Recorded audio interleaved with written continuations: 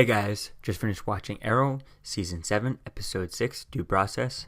So I finally have my computer back, and we can get back to these proper videos. So here, this episode was kind of interesting. It was a nice episode dealing a lot with Diaz and kind of ramping things up, but clearly we're getting close to the mid-season final and stuff, and I think it's really interesting to see kind of where things are going with all this.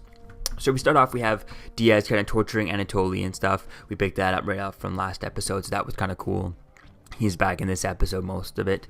We see Black Siren kind of goes to Oliver, telling him that she's kind of taking over his case type thing, and working with Felicity to get him out, and he kind of rejects her help completely. And I like her whole kind of process throughout this episode.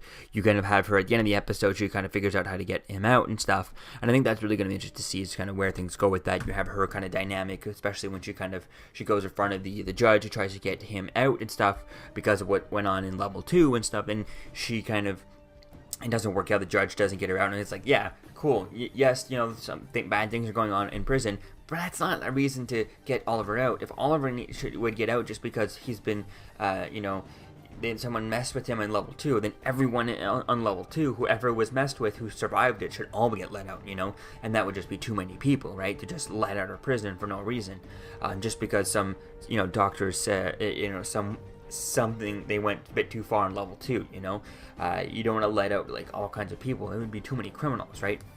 So I think that's a good idea, and I kind of made sense with that. And then seeing her later on where she was about to go after the judge and kind of use her scream, and then and then we see Black Canary there, Dinah, goes up and kind of stops her, just like you said, and she throws her own speech back at her type thing. And I think that was a really cool process about the whole, it's easier to be a villain, but it's harder to be the hero, it's easier to be the villain. I think that's really cool to be with that, and I kind of liked the way things are going with that. It's kind of a different way of saying, but a different version of, great power comes great responsibility, right? So I think that's really interesting like that. It's difficult to be a hero. It's not always easy. It's easier to be, to be a villain than it is to be a hero type thing. So I think that's kind of interesting with that. And I think it's it's interesting to see that's always more difficult to be the hero. I mean, if you go back to the whole Spider-Man thing, he let Uncle Ben died because he found it was too difficult to be the hero and stop the one mugger, right? So I think that's kind of the whole idea with this, and the storyline with Black Siren. So I kind of like that, and as to where things are going with her. And I would be interested to see, though, we could go back and forth through the flash forwards and stuff, is to see, we know in the flash forwards that it seems like Felicity has turned into the Calculator, which is the criminal name that her father went by. So I think that's really going to be cool to see how things go with that. Is she kind of an evil Calculator? Where things are going with that? It was kind of cool. And also like to see, is Black Siren still alive? We know that something's up with Oliver because in the future we see Dinah and Roy Harper talking, and he's like, they start talking about William, and like, are we sure we can trust William? He's Oliver's son, and Black Siren and Dinah is all like, yeah, that's what I'm worried about, is that he's Oliver's son. So something's gone up with Oliver, something's gone up with Felicity in the future, and I can't wait to see kind of where things go with all that. And I also would like to get a timeline as to where what future is this? Is this, is this the same future where Barry is missing as the Flash, that Nora is from? Is it from 2024? Seems like it's a bit more than that. So probably around 2049. So maybe the same timeline that Nora just came back from. Or is it also 2049? Is that also, if not mistaken, that's the same year that we had in season 1 of The Legend of Tomorrow, when we had Oliver Queen in this dystopian future with John Diggle Jr., Now, if I'm not mistaken, that was a changed timeline, right? That was a dystopian future, and then, the Legends have probably changed that, so they've gone back in time so many times, so that future might not be set in stone. But if we do go back to the Flash, with Flashpoint, Barry reset everything, and now Diggle has a son and not a daughter, right? And I think that's kind of interesting with that. So there was that John Diggle Jr. who was playing the new Green Arrow in that dystopian future back in season 1 of Legend of Tomorrow. So I think that's going to be cool to see and kind of play with, to see kind of where things go. And I'm still betting on the current new Green Arrow, who ends up later on at the end of this episode taking down Diaz. I think that's probably a future version of William, because I think that's the biggest shocking. When he reveals himself, he's probably going to reveal himself or at least we'll see him. Maybe not reveal himself to anybody on the show, which I think it could be cool. I'd like to see someone in the show figuring out who it is. Maybe Renee could be the one to find out the true identity of this new Green Arrow. Maybe he's the one who trusts him because he's been his biggest fan so far. So I think that could be really cool, seeing Renee kind of finding out who it is, and he's like, oh damn, and he can't tell anyone, right? And I think that could be something cool to play with. Another secret that he's kind of keeping from the entire team could be really interesting with that.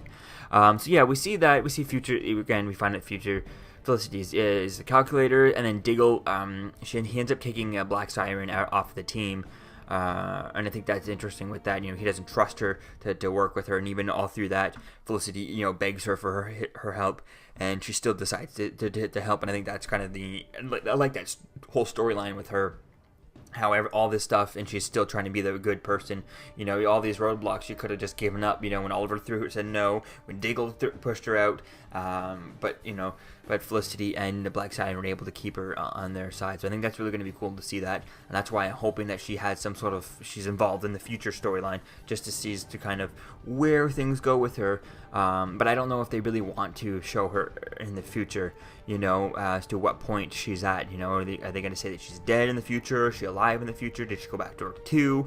I think that could be an interesting idea to see what's going on with her. But at the same time, if they show us what she's going to be, her ultimate goal, and it's like, she ultimately going to turn, they show us in the future she's completely good and that's it, then it's like, well, and then we know where the end goal is. Whereas I guess it's nice kind of playing with this version of her where she's kind of, and she says it to Oliver at the end, she's both, she's good and evil. There's good and evil in everyone, right?